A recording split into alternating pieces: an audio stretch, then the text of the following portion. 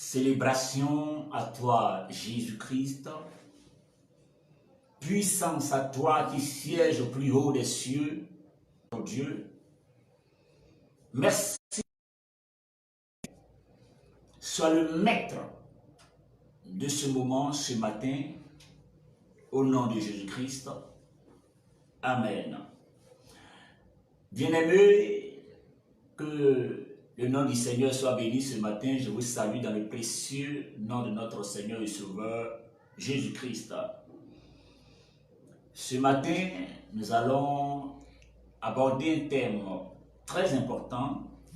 Je dis très important parce que plusieurs, aujourd'hui, vivent pas mal de difficultés, et même des chrétiens, des personnes qui croient en notre Seigneur et Sauveur Jésus-Christ. Il est important qu'on essaie de se pencher sur la situation. Alors, notre thème de ce matin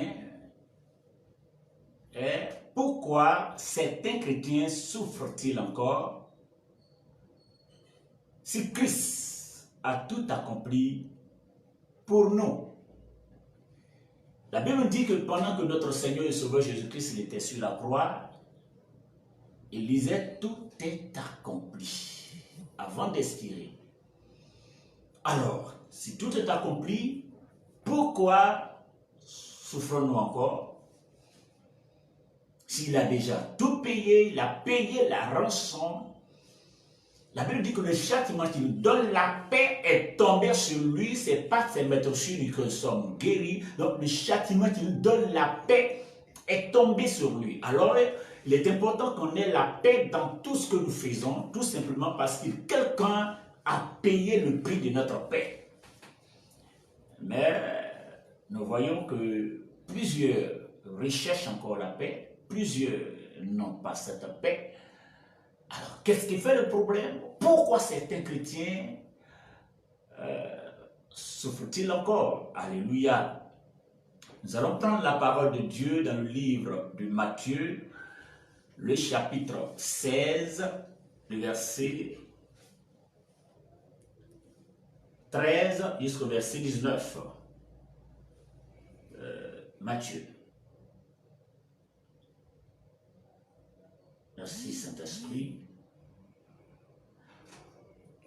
Merci Jésus. Alors, il est important qu'on ait la paix dans tout ce que nous faisons, tout simplement parce que donc, Matthieu, le chapitre 16, le verset 13 jusqu'au verset 19. Amen. Je vais lire la parole de Dieu.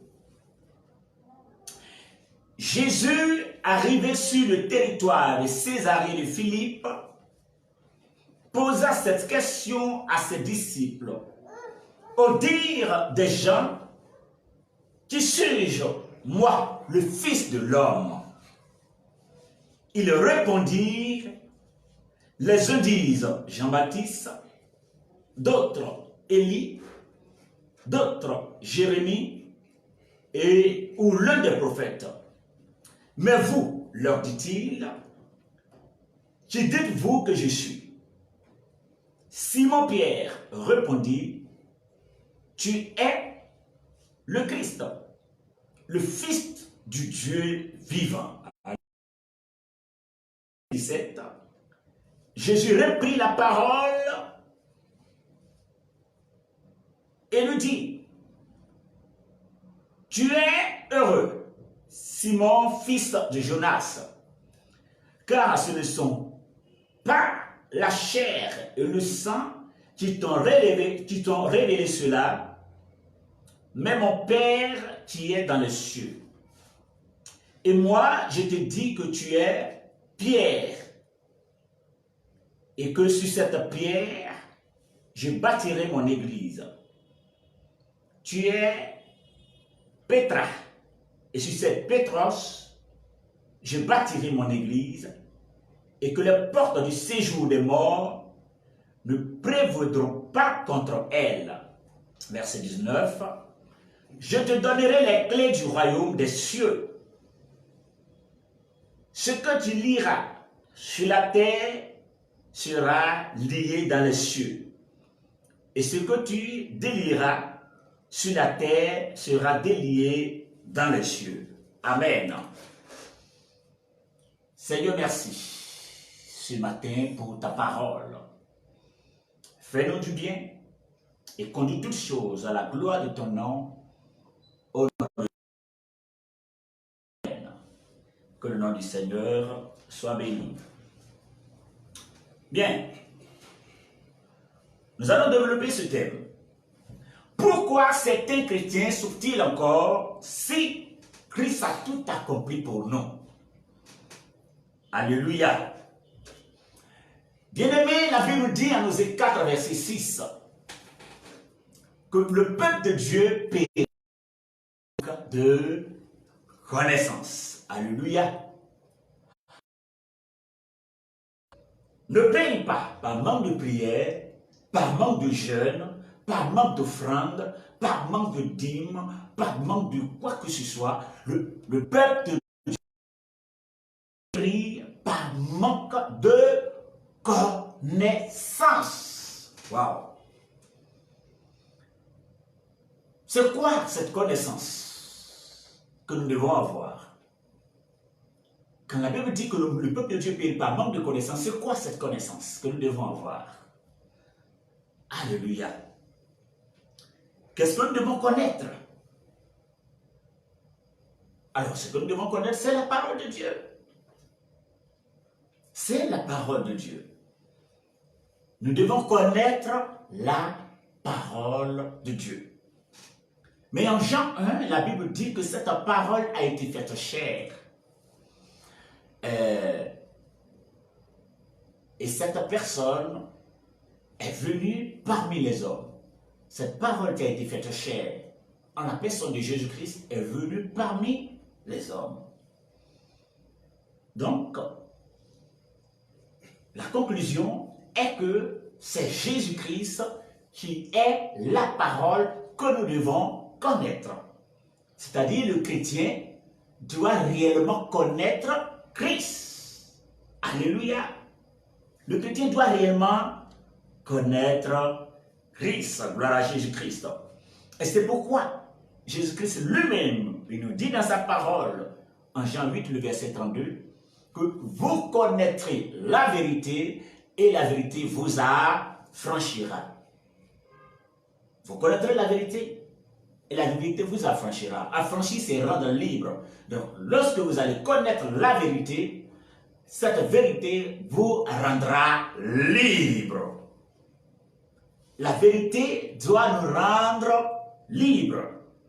La vérité, c'est quoi? C'est la parole de Dieu. La parole de Dieu, c'est qui? C'est Jésus-Christ. Alléluia.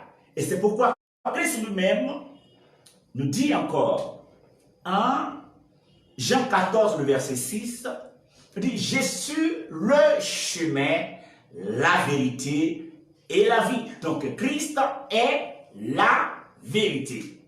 C'est Jésus-Christ que nous devons réellement connaître. Plusieurs l'ont accepté sans réellement le connaître. Plusieurs le suivent sans réellement le connaître. Plusieurs essaient de marcher avec lui sans réellement le connaître. Alors, si nous ne connaissons pas réellement Jésus-Christ que nous servons, si nous ne connaissons pas réellement Jésus-Christ que nous adorons, alors c'est un sérieux problème. Alléluia. Un sérieux problème. Donc, en d'autres termes, si nous connaissons le chemin de la vérité, qui est Jésus-Christ, Jésus-Christ nous rendra libres et nous donnera la vie, puisque le chemin, la vérité et la vie. Donc, lorsque nous connaissons Jésus-Christ qui est la vérité, il nous donnera la vie. La vie n'est pas uniquement la vie spirituelle, ou du moins ça, la vie éternelle, mais la vie en toutes choses. La vie dans tout ce que nous faisons. Là où il y a la mort, il y aura la vie. Là où il y a la mort, il nous procure la vie. Alléluia. Dans tout ce que nous faisons, s'il y a la mort quelque part, Christ nous donnera la vie. Parce que c'est la parole qui libère, c'est la parole qui délivre, c'est la parole qui sauve, celle qui restaure. Donc du moment où nous connaissons réellement Jésus-Christ, il nous donnera la vie. Alléluia. En Jean 12, le verset 26, Jésus-Christ dit que celui qui lui sert sera honoré par le Père. Donc si nous servons notre Seigneur Jésus-Christ, nous serons honorés. Alors, plusieurs personnes prétendent servir le Seigneur, mais qui ne sont pas honorés. Qu'est-ce qui fait que ces personnes ne sont pas honorées? Pourtant, la parole de Dieu est vraie. Donc, si ces personnes ne sont pas honorées, cela porte à croire que ces personnes ne servent pas en esprit et en vérité. Alléluia. Vous voyez, donc, ces personnes doivent servir le Seigneur en esprit et en vérité. Servir le Seigneur, c'est quoi? Servir Dieu, c'est quoi? Est-ce le fait d'être tout le temps à l'église? Est-ce le fait de chanter à la gloire du Seigneur? Est-ce le fait d'intercéder? Est-ce le fait de prêcher la parole de Dieu? Bien-aimé, servir le Seigneur ne s'arrête pas là. Ça ne s'arrête pas là. Si vous prêchez la parole de Dieu, que vous n'avez pas l'amour du prêchant, vous n'êtes pas en train de servir Dieu. Si vous n'aimez pas ceux qui sont à côté, ce n'est pas Dieu qui est dans les cieux que vous allez prétendre aimer. Alors vous n'êtes pas en train de servir le Seigneur parce que le Seigneur se sert avec amour. Vous voyez? Donc, il y a des personnes qui tout le temps se disputent, et à la maison, et à l'église, mais qui prétendent servir le Seigneur. On sert le Seigneur sans avoir l'Esprit de Dieu qui nous enseigne toutes choses. On sert le Seigneur sans avoir le fruit de l'Esprit qui nous donne la tempérance, l'amour, la bénignité, la patience, la tolérance. Et nous disons que nous servons le Seigneur. Ce n'est pas ça de servir le Seigneur. Si vous êtes tout le temps à l'église, si vous dormez même à l'église, si vous jeûnez et priez tout le temps, c'est très bien, mais vous n'avez pas de l'amour pour le prochain. Vous ne placez pas votre foi réellement dans le Seigneur. Vous ne méditez pas la parole de Dieu, vous ne cherchez pas à connaître réellement Christ, vous risquez de périr. Si vous avez une vie chrétienne ordinaire et que vous ne cherchez pas à connaître réellement le Seigneur, vous périrez. Ah, donc, l'une des premières raisons est de chercher à connaître réellement qui est ce Jésus. Si vous n'avez pas la connaissance réelle de notre Seigneur Jésus-Christ, il vous sera difficile de réussir à moins que Dieu lui-même ne choisisse de vous faire grâce. Oui, grâce d'une manière exceptionnelle. Vous voyez? Pourquoi je souligne ce fait? Le message, ou le passage que nous venons de lire tout à l'heure, qui parle de Pierre, et voici que des personnes connaissent Jésus, essaient de connaître Jésus-Christ, ou connaissent Jésus-Christ autrement. D'autres disent que c'est complètement une réincarnation de Jérémie, de Jean-Baptiste qui a été exécuté, du prophète Élie. ils n'arrivent pas à connaître réellement Jésus-Christ. Vous voyez, ce sont les apôtres qui marchent tout le temps avec le Seigneur, mais qui n'ont jamais eu la révélation sur la personne de Jésus-Christ. Vous voyez le plus gros problème. On peut marcher avec le Seigneur, peut être tout le temps à l'église et ne pas avoir la révélation réelle sur la personne de Jésus-Christ. Alléluia. Donc, les apôtres marchaient avec lui. Ils étaient tout le temps avec le Seigneur Jésus-Christ, mais ils n'avaient pas la révélation sur Jésus. Ils ne savaient pas qui il était en réalité. Oui, mais c'est Jérémie. Oui, moi je pense que tu es... Qui encore? Élie, le prophète. Ils n'avaient pas la révélation. Donc si vous marchez avec le Seigneur Jésus-Christ, que vous n'avez pas la révélation de Jésus, c'est un gros problème. C'est quoi la révélation sur Jésus? C'est qui il est en réalité, qu'est-ce qu'il est capable de faire dans votre vie et dans la vie d'autrui. Qu'est-ce que Jésus est capable de faire réellement? Qui est-ce qu'il est en réalité? Quelle est sa vraie personne? Est-il un simple prophète envoyé de Dieu, comme certaines personnes le pensent? Est-il juste le Fils de l'homme, comme il a souligné lui-même tout à l'heure? Est-il le plus grand prophète?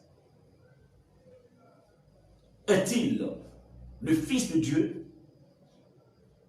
Est-il Dieu? Alors, est-ce qu'il est le Dieu tout-puissant, le créateur de l'univers dont la Bible parle? Ou est-ce qu'il est Dieu, le Saint-Esprit, Dieu, le Père, Dieu, le trois Dieu, dans un seul Dieu qui forme un seul Dieu? Un enseignement très compliqué. Alléluia. Mais qui il est en réalité? Alors que le Seigneur va poser cette question à ses disciples, vous, qui est-ce que je suis? Est-ce que vous avez la révélation de ma personne? C'est la question. Est-ce que vous me connaissez réellement? Qui est-ce que vous pensez que je suis? Et la Bible dit que, après que toutes ces personnes n'ont pas pu avoir la révélation, Pierre va avoir cette révélation. Et qu'est-ce que Pierre va dire? Tu es le Fils du Dieu vivant. Alors que Pierre va rentrer dans la révélation, qu'est-ce que le Seigneur va lui donner? Parce qu'il a reçu la révélation, qu'est-ce qu'il va lui donner? Il lui dit tout simplement, sur cette pierre, Pétros, je bâtirai mon église, et le séjour des morts ne prouvera point contre elle. Ce que tu liras sur la terre sera lié dans les cieux. La révélation sur la personne de Jésus-Christ permet à Pierre d'avoir les clés du royaume. Pas la clé du royaume, mais les clés du royaume. Il y a 3 clés. Donc, il va avoir les clés du royaume. Et lorsqu'il a les clés du royaume, qu'est-ce que cette clé va servir? Le Seigneur dit, le séjour, tu es celui sur qui je vais bâtir l'église, et le séjour des morts ne prouvera point contre elle. Pierre est l'image des chrétiens que nous sommes. Donc, si le chrétien a la révélation sur la personne de Jésus-Christ, peu importe le pouvoir de la mort, peu importe les puissances des ténèbres, peu importe l'esprit de la sorcellerie, peu importe les œuvres du diable, ils ne pourront rien contre cette personne. Alléluia. Ils ne pourront rien contre ces chrétiens. C'est dans ce sens-là qu'il nous dit en Jérémie 1, verset 19, « Ils te feront la guerre, ils ne te vaincront point. » Ils ne peuvent pas te vaincre. peu importe la guerre que ces personnes chercheront à faire. Pourquoi? Parce que vous avez la révélation du Christ.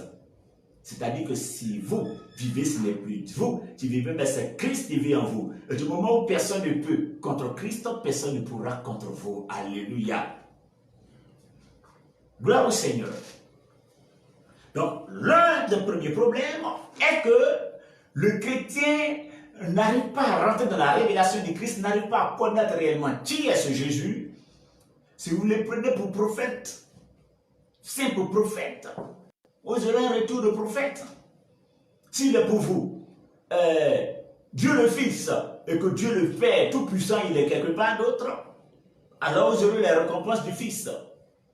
Mais si pour vous, il est celui qui peut tout, alors il changera tout dans votre vie. Voilà Jésus-Christ. Que le nom du Seigneur soit béni.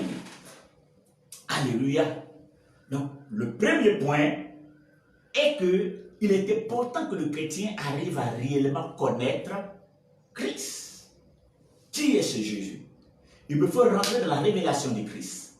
Je ne dois pas être simplement un chrétien spectateur où tout le temps je dois être à l'église, je jeûne, je prie, mais je vis les mêmes routines, les mêmes blocages.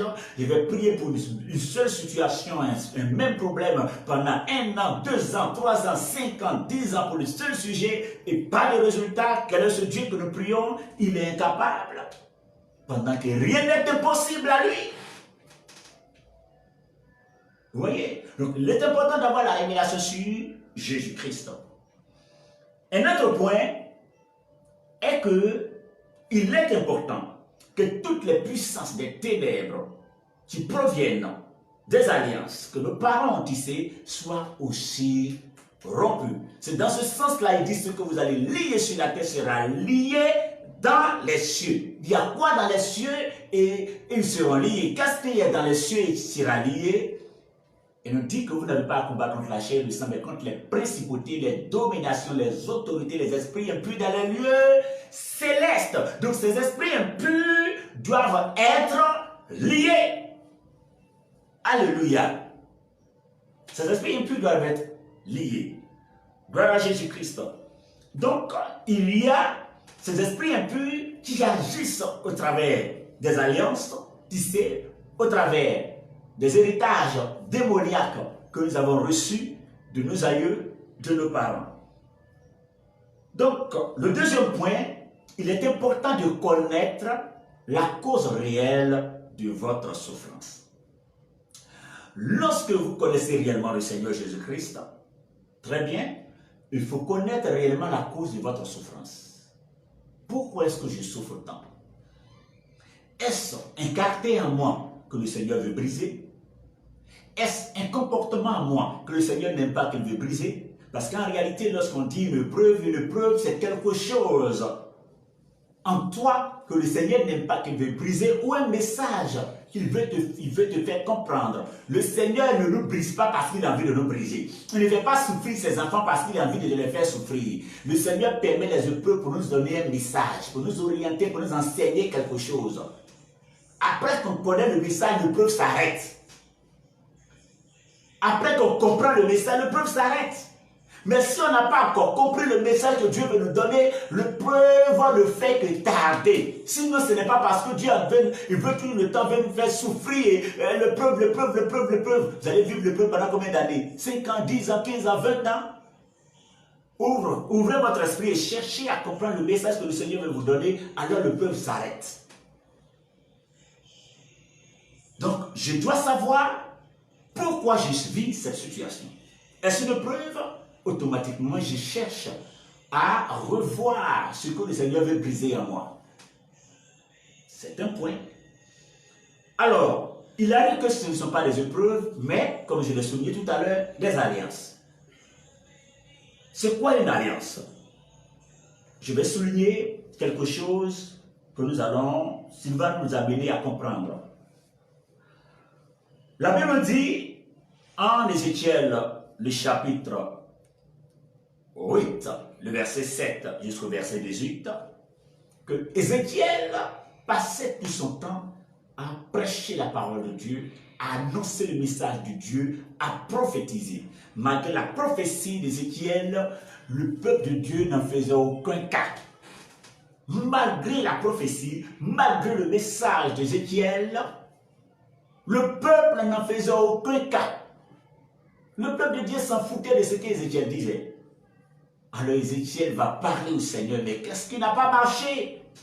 Pourquoi est-ce que je parle, personne ne m'écoute, on ne me comprend pas? Qu'est-ce qui ne va pas dans ma vie? Qu'est-ce qui ne va pas dans ce peuple, parmi ce peuple? Qu'est-ce qui ne va pas? Ézéchiel va chercher à comprendre la cause réelle de ces détournements. Qu'est-ce qui fait que le peuple de Dieu s'est détourné de la face du Seigneur? Qu'est-ce qui fait que le peuple de Dieu regarde ailleurs et de tourner la face vers le Seigneur? Qu'est-ce qui était le problème réel? La Bible dit que Dieu va montrer un mur à Ézéchiel. Il va lui dire de percer un trou dans le mur. Il va regarder dans le trou du mur et il perçoit plusieurs effigies, plusieurs dessins sur le mur. Alors, il va voir l'abomination du peuple inscrit sur un mur. Il va comprendre la cause réelle de leur souffrance. Ce qui fait que le peuple souffre. Donc, si vous ne connaissez pas la cause réelle de votre souffrance, vous allez prier. Vous allez prier pour aller à gauche, à droite, sans connaître la source réelle de votre souffrance. C'est tellement important. C'est ce qui fait souvent la souffrance de certains chrétiens, parce que ces personnes n'arrivent pas à connaître la cause de leur souffrance. Gloire à Jésus-Christ.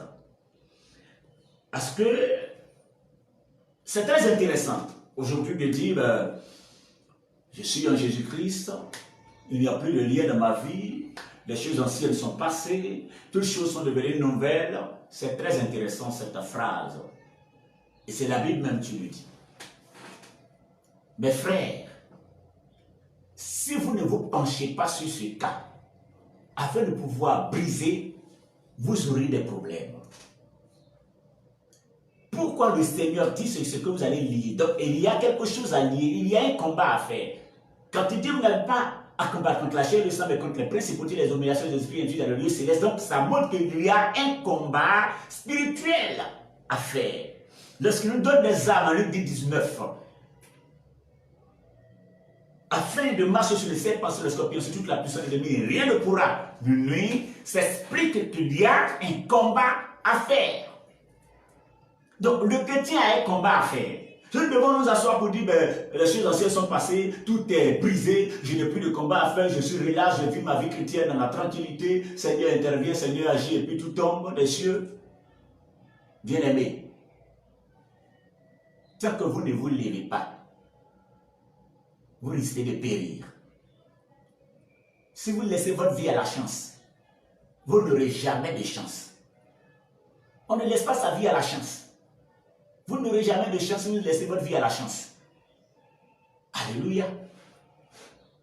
Je vais donner quelques exemples de personnes bibliques qui étaient des hommes de foi. Bien que ces personnes marchaient avec le Seigneur, Dieu, bien que ces personnes ont marché avec Elohim, parce qu'ils ne se sont pas penchés sur ces cas, ils ont eu des problèmes. Alléluia. Je vais commencer par la vie d'Abraham, notre patriarche. Gloire à Jésus-Christ. Alors, notre patriarche Abraham, la Bible dit que Dieu va lui dire de sortir de la maison de son père et d'aller à un endroit que le Seigneur lui-même lui montrera. Abraham va à Canaan et quitte la maison de son père pour se rendre à Canaan. Pour se rendre à Canaan. Alors qu'il arrive à Canaan, la Bible dit que sa femme Sarah était stérile. Alléluia. Sa femme était stérile. Gloire à Jésus. En Genèse 24, Abraham va vieillir. Il veut maintenant une femme pour, je dirais, donner à son fils bien-aimé Isaac. Et qu'est-ce qu'Abraham va dire?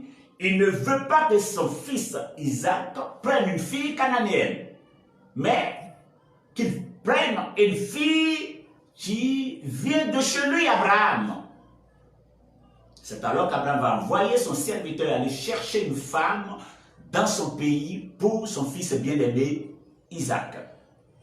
Alors, lorsque le serviteur va arriver, il va tomber sur qui? Rebecca.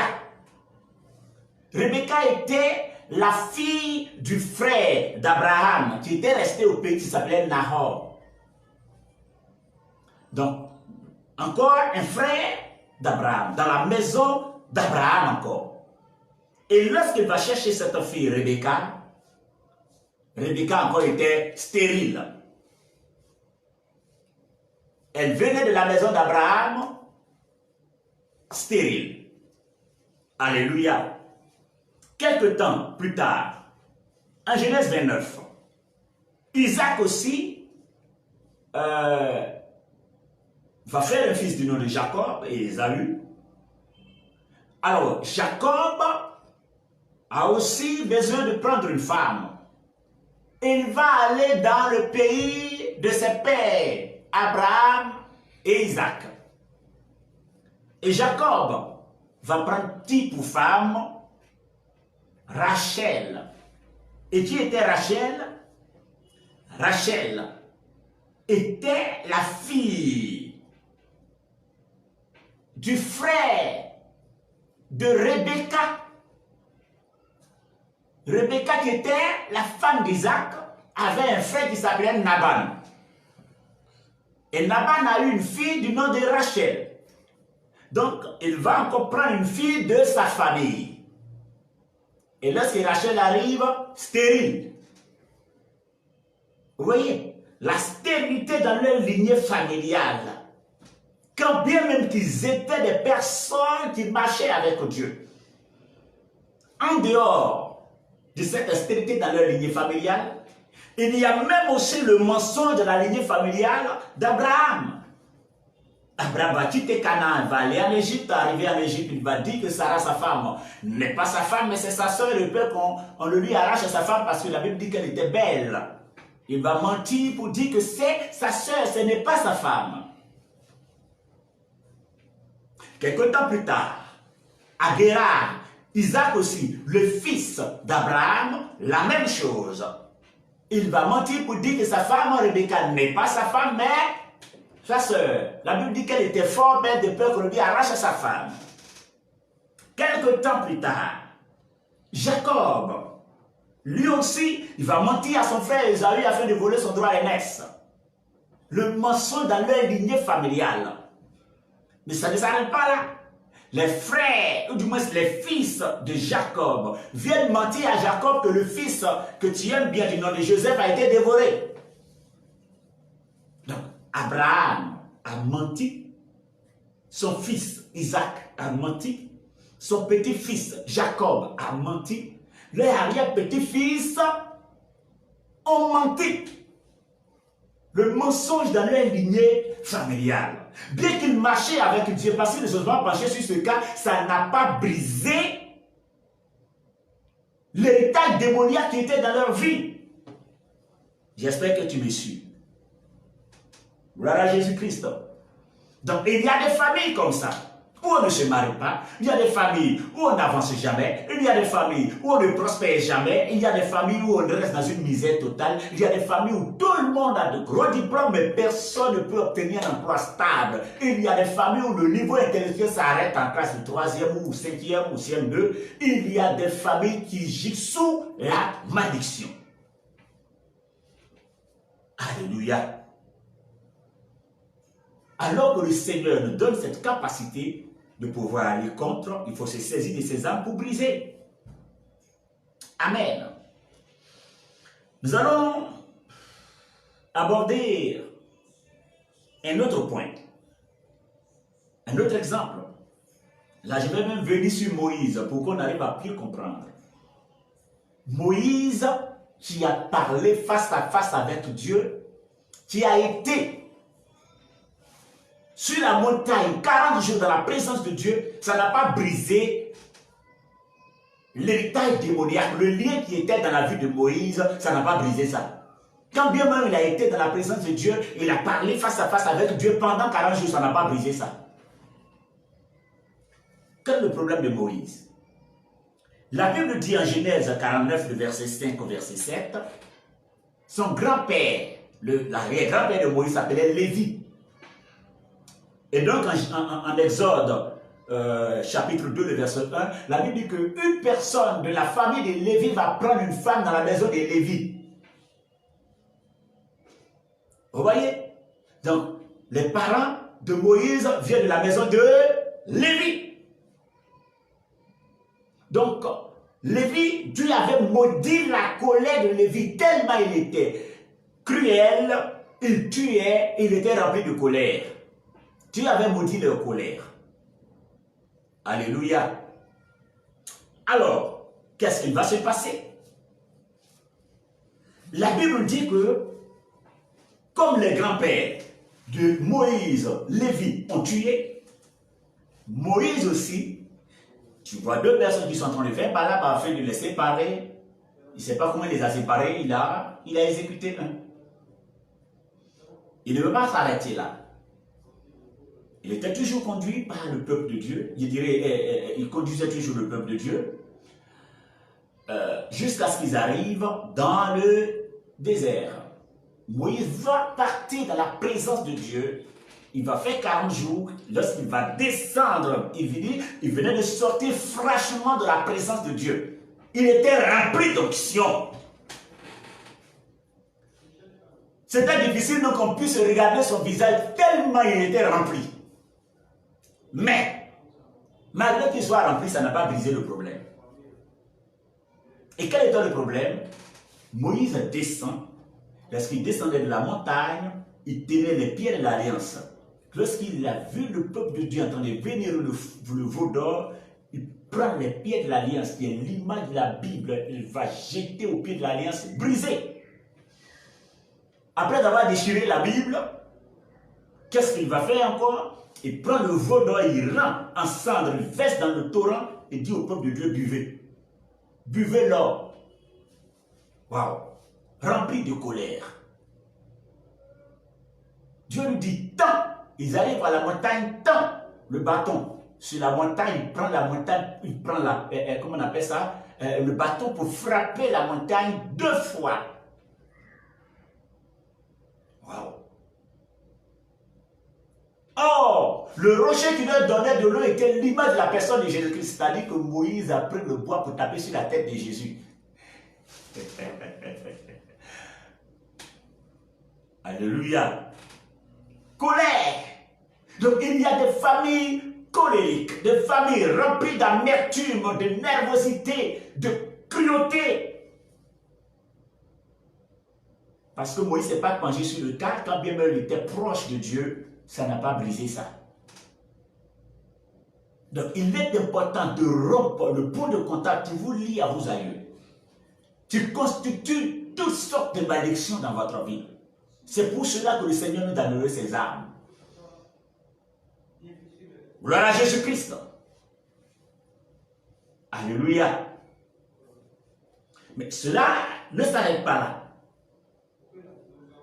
Il y a encore un autre problème. Un troisième point.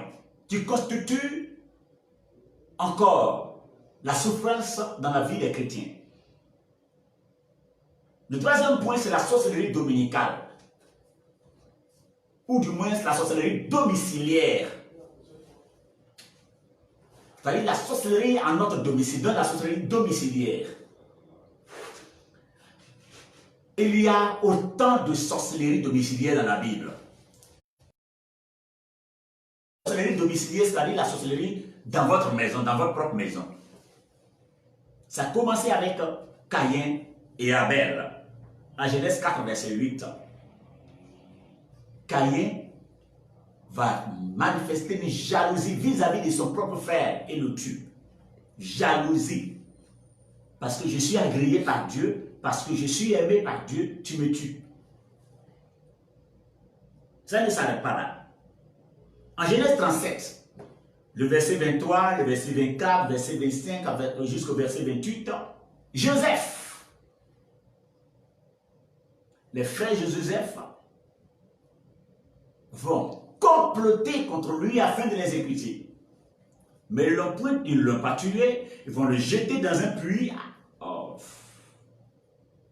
Ils l'ont jeté dans un puits. Après qu'ils finissent de le jeter dans le puits, ils viennent s'asseoir pour manger la nourriture que Joseph leur avait envoyée. Ce que vous leur donnez à manger veut vous tuer. Il y a des personnes que c'est vous-même qui leur donnez à manger. L'enfant qui vous envoie à manger, vous voulez le tuer. Sorcellerie dans la maison, dans la propre famille. Gloire à Jésus-Christ. Mais ça continue. Encore, nous avons un troisième exemple dans le livre de Nombres 12, verset 1 jusqu'au verset 3.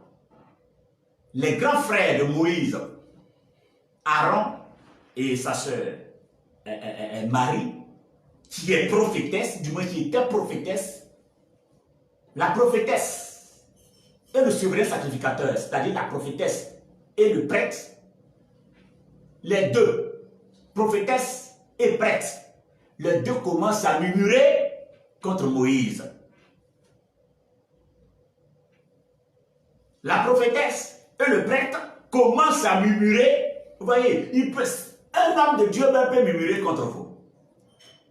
Il peut lui-même pécher. Alléluia. La prophétesse peut comploter.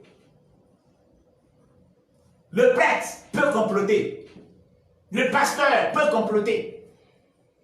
Des personnes qui sont en train de comploter, murmurer contre leurs propres frères. Gloire à Jésus-Christ. Ça ne s'arrête pas là. Un autre exemple. En Juge 16, le verset 6, nous avons l'exemple de Samson avec Dalila. Samson qui va aimer une fille et sa copine lui demande, mais, oh, mon cher ami, c'est pourquoi le Goégar, c'est pas fameux. Goégar, c'est pas fameux. Les copains, copines, ce n'est pas fameux. La copine dit au copain, d'où vient ta force? Tu es tellement fort, oh mon copain. Comment on peut faire pour te tuer même? Hein?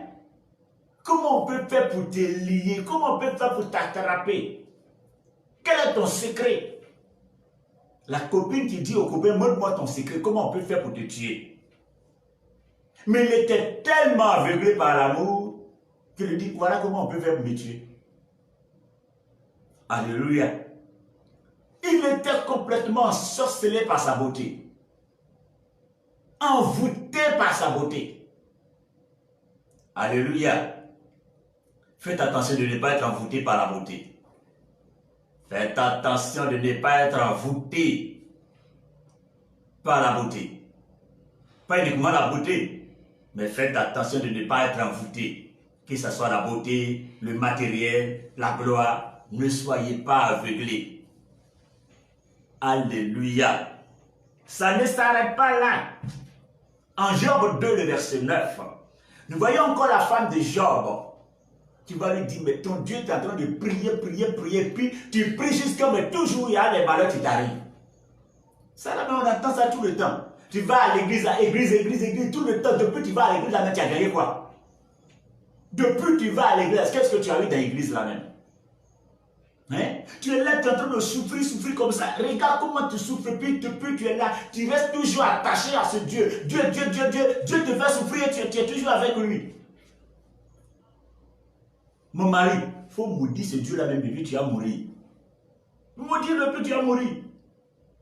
Lorsque ta femme te dit de maudire Dieu, tu vas mourir, c'est qu'elle a vu un autre gars quelque part. Il faut mourir, puis elle s'en va.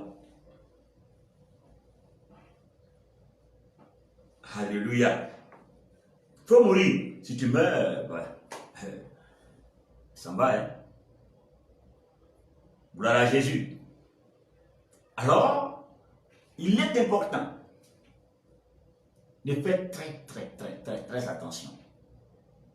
La plupart de nos destructeurs, nos ennemis, viennent de notre maison.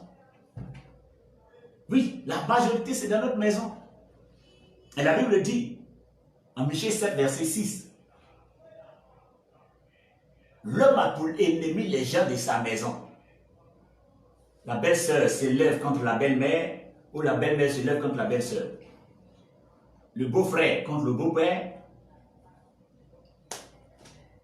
L'homme a pour ennemi les gens de sa maison. Gloire à Jésus-Christ.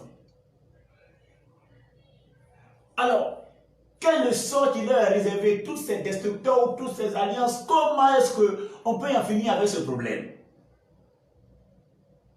En Exode 22, le verset 18, Deutéronome 18, verset 10 au verset 12, Lévitique 20, le verset 27, tous ces versets dans l'ancienne alliance nous disent de tuer les sorciers. Alléluia. Nous devons tuer les sorciers. Mais personnellement, je ne suis pas d'avis pour tuer les sorciers.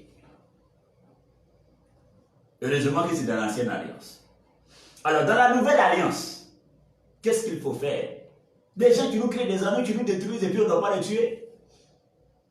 Mais lui, il veut me tuer et moi. Et puis moi, je vais le laisser, il va me tuer quoi. C'est comme ça qu'on raisonne. Hein? L'un qui veut me tuer, il veut me détruire, il veut me faire mal et puis moi, je vais le laisser. Il y a autant de personnes qui pratiquaient la sorcellerie, il y a même des reines. Quand on a fait leur délivrance, ils sont libérés, qui servent le Seigneur. Et il y a certaines personnes qui sont devenues des servantes de Dieu, des serviteurs de Dieu aujourd'hui. Alléluia. Je me rappelle bien, il y a une dame qui était venue à l'un de nos programmes ici. On a proclamé, on a prié, fait des proclamations. Et après, elle est venue me voir, dit, homme de Dieu, moi je suis fatigué. La personne qui m'écrit des ennuis là, on n'a qu'à prier, la personne va mourir. Je suis fatigué. La personne n'a qu'à mourir, je vais rester en paix.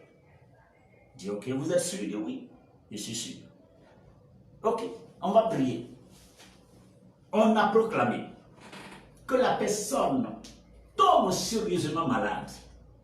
Si la personne n'avoue pas, si la personne ne laisse pas tomber, alors que la personne soit emportée.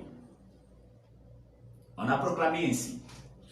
Alors qu'on a fini cette proclamation, quelques jours après, voici la dame qui m'appelle.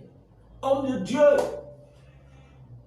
on a proclamé, voici que les sorciers sont révoltés, sont en train de tuer mon enfant, ma fille de 11 ans. Ils sont révoltés, ils veulent tuer ma fille.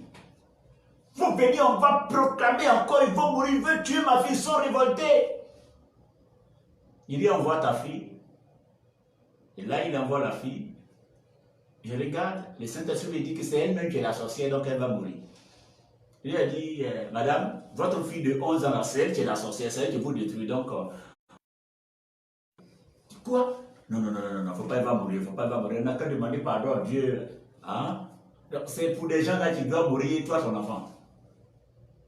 Vous voyez? Donc, si c'est si bien de les tuer, donc laisse, ton enfant va mourir. Sa fille est tombée. Alors qu'on a essayé d'échanger avec la fille, elle commence à en parler. Effectivement, c'est moi. C'est moi qui bloque les finances de ma maman, c'est moi qui détruis sa relation, c'est moi qui... Sa vie est dans mes mains. Alléluia. Voici que la mère, elle était inconsolable. Et qu'est-ce qu'elle m'a dit? Aidez-moi à sauver ma fille afin qu'elle sorte de là. Elle a commencé à prier encore le Seigneur, plaider devant la face du Seigneur et faire la délivrance de cette jeune fille et les libérer. Alors, vous voyez que si on proclamait la mort, c'était fini. Mais la petite, elle a été libérée. Et aujourd'hui, elle sert à la mère. Voilà. Gloire à Jésus-Christ. Donc, dans la nouvelle alliance, en Jésus-Christ, le Seigneur ne nous dit pas de les tuer. Amen. Quand il dit, parce que certaines personnes s'appuient sur ce verset, là tu ne porteras pas du bon fruit, tu dois être coupé et jeté au feu. Là tu ne portes pas du bon fruit, tu dois être coupé et jeté au feu, c'est le Seigneur lui-même qui doit couper. Ce n'est pas nous qui devons, c'est pas nous qui devons couper, mais c'est le Seigneur lui-même qui coupe l'arbre pour jeter au feu. De la même manière, la séché les figuiers, c'est lui qui doit couper, c'est lui qui doit tuer, ce n'est pas à nous. Alléluia. Non, il nous dit d'aimer. Tu aimeras ton prochain comme toi-même. Le prochain, c'est quelqu'un d'autre.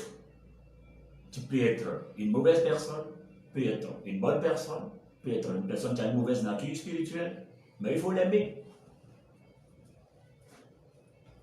Le premier commandement subit des bénédictions, tu dis, honore ton père et ta mère afin que tu vives longtemps. Il n'a pas dit si ton père est sorcier, il ne faut plus l'honorer, si ta mère est sorcière, il ne faut plus l'honorer.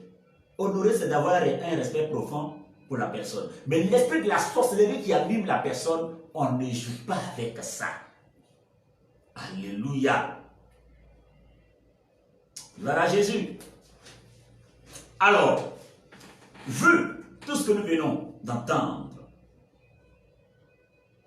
et ce que vous vivez quotidiennement, qu'est-ce qu'il faut faire pour ne plus rester dans cette souffrance, étant chrétien, étant enfant de Dieu? Je venais de le dire tout à l'heure, la première des choses est de chercher à connaître réellement Christ. Rentrer dans la révélation du Christ. Alors que vous rentrez dans la révélation du Christ, vous ne voyez pas Jésus-Christ simplement comme un prophète, simplement comme un simple homme, mais vous rentrez dans la révélation comme Pierre a eu la révélation sur la personne de Jésus-Christ et il a eu les clés du royaume. Et il s'agit de moi de prouver la point contre cette église que nous sommes. Donc, du moment où nous avons la révélation de Christ, les puissants des ténèbres ne peuvent rien contre nous. C'est pourquoi il nous a donné le pouvoir en Luc 19. Alléluia. Donc, la solution se trouve dans le secret d'Élie. Le secret d'Élie. Qui était Élie? La Bible dit qu'Élie était un homme de la même nature que nous. Un homme de la même nature, c'est-à-dire qu'un homme qui avait aussi des faiblesses. Un homme de la même nature, c'est-à-dire qu'un homme qui ne pouvait pas se sauver lui-même. Un homme de la même nature que nous, c'est-à-dire qu'un homme ordinaire comme nous. Mais malgré qu'il était ordinaire, quel était son secret? Comment est-ce qu'il a fait et puis le feu est descendu du ciel s'il était un homme ordinaire, s'il était un homme qui péchait? Comment il a fait et le feu est descendu? La Bible dit qu'il s'y retirait et il pria avec instance. C'est ce petit mot, le secret d'Élie. Il pria avec instance. Instance, c'est insistance, c'est constance, c'est abnégation, c'est quoi encore? Patience. Vous savez, la Bible dit en 2 Corinthiens, le chapitre 4, le verset 20, le royaume de Dieu ne consiste pas en parole, mais en puissance.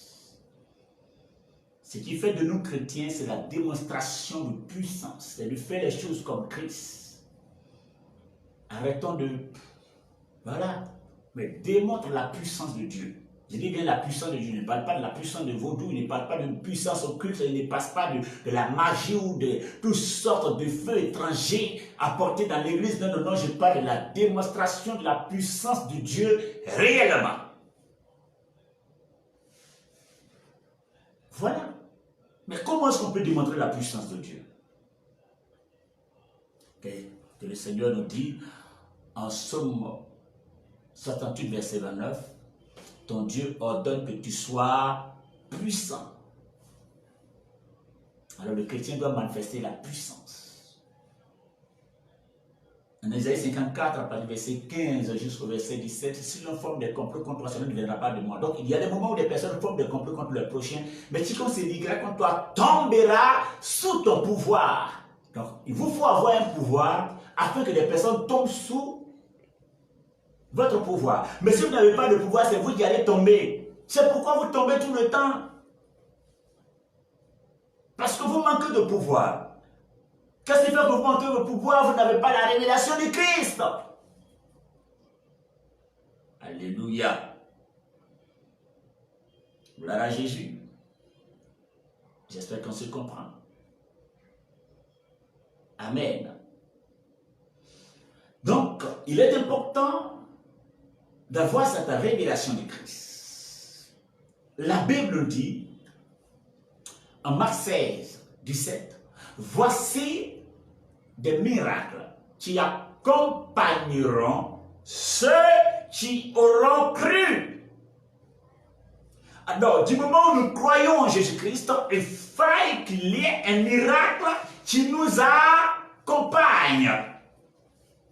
Et parce que nous avons cru, le miracle doit nous accompagner. Alléluia. Le miracle doit nous accompagner parce que nous avons cru. Gloire à Jésus. Est-ce que vous croyez réellement et que votre foi est fondée sur la personne de Jésus-Christ? Est-ce que vous laissez le Seigneur Jésus-Christ vous conduire? Est-ce qu'il est le berger de votre vie? Est-ce qu'il est le maître de votre vie? Est-ce que vous appartenez réellement à Christ? Est-ce que vous connaissez réellement Christ? Est-ce que vous avez la révélation de la personne de Jésus-Christ? Il est temps de se lever et de briser ce qui n'est pas la gloire de Dieu dans votre vie. Il est temps de se lever et d'arracher complètement l'intrus qui est venu rentrer dans ta vie.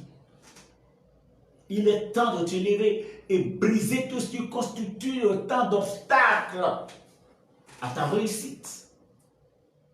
Il est temps de te lever et refuser catégoriquement ce que vous vivez. Tant que vous allez rester assis et ne pas te révolter et rentrer dans le secret des lits, il vous sera difficile de vous en sortir. Donc, voici quelques raisons qui font que le chrétien souffle. Ce sont là quelques, je dirais, raisons qui font que il y a encore des enfants de Dieu qui périssent. Vous ne pouvez pas être révolté, rempli de puissance et être manipulé par des puissances de ténèbres. Liez-les! C'est ce que la Bible nous dit. Ce que nous allons lier, donc il faut les lier. Il faut les lier. Par l'autorité suprême de Jésus-Christ. Tant que vous allez rester, Seigneur agit, Seigneur intervient, Seigneur, tu n'as même pas pitié de moi, et ma situation, il faut avoir pitié de moi. Rien ne va se passer. Tout simplement parce qu'il vous a donné des armes afin de vous lever et combattre. Vous a donné des armes pour changer la situation en votre faveur. Et vous restez là pour qualifier, Seigneur agit, Seigneur intervient. Il dit, je t'ai donné les armes. Toi-même lève-toi, agis. Toi-même combat. Toi-même renverse. Toi-même détruis. Toi-même brise. Parce que je t'ai donné la capacité de tout faire. Sois puissant. Arrête d'être paresseux, paresseuse. Arrête de te plaindre tout le temps. Arrête d'être, voilà, dans la tiédeur, dans la nonchalance, dans la faiblesse. Arrête. Lève-toi et romps. Brise. Jésus menaçait les esprits. Il menaçait. Il ne jouait pas avec. Prier, ce n'est pas de s'affoler. Non, non, non, non, non, non. Je regarde la situation. Et je lui parle. Toi, c'est à toi que je parle. Ton règne prend fin. Voilà comment ça fonctionne. Alléluia. Mais s'il nous dit qu'en son nom, Nous sommes guéris. Il est important que nous soyons guéris. Gloire à Jésus-Christ. Nous allons prier juste 2 minutes et on va s'arrêter là. Alléluia. Éternel, je veux bénir ton nom. Je veux louer ta puissance pour tout ce que tu fais. Et voici, ton peuple a besoin de rentrer dans la révélation du Christ. Ton peuple a besoin d'expérimenter ta puissance. Et c'est pourquoi je lève la voix vers toi maintenant même. Là où il y a une maladie quelconque dans la vie de celui qui m'écoute, celui ou celle qui m'écoute, peu importe la maladie dans ta vie, peu importe sa force, peu importe son origine, que le germe de cette maladie sèche au nom de Jésus. Je commande que tu sois guéri par l'autorité suprême de Jésus. Peu importe la puissance des ténèbres qui perturbe votre vie, que le point de contact qui vous lie à vous d'ailleurs soit brisé au nom de Jésus-Christ. Tout pouvoir maléfique qui règne dans votre famille, qui vous empêche d'exceller, soit brisé au nom de Jésus-Christ. Tout ce qui vous empêche d'aller loin, et vous restez tout le temps à tâtonner, à rester enfermé, que toutes ces barrières soient rompues au nom de Jésus-Christ. Je commande que ta vie change dès ce matin. Je commande que ta vie change dès ce matin.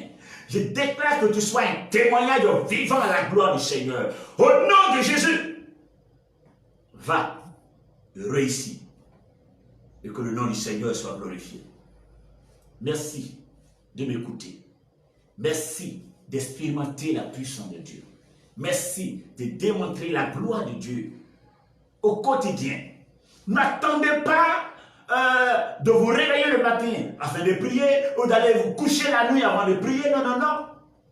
Vous pouvez prendre des heures, vous pouvez prendre des moments spécifiques et prier, démontrer le règne de Dieu, avoir des relations permanentes avec Dieu, rentrer, avoir une intimité réelle avec le Seigneur, afin que toutes choses changent en votre faveur. Nous sommes dans un monde où si vous manquez de puissance, les gens marcheront sur vous. Il est écrit en Ecclésiaste 8, verset 9. Il y a un temps où l'homme domine sur l'homme pour le rendre malheureux. J'espère que vous entendez ce que j'ai dit. Il y a un temps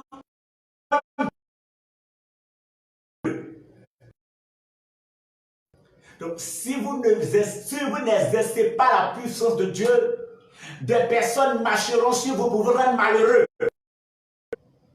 Arrêtez d'être malheureux et expérimentez la puissance de Dieu vivant.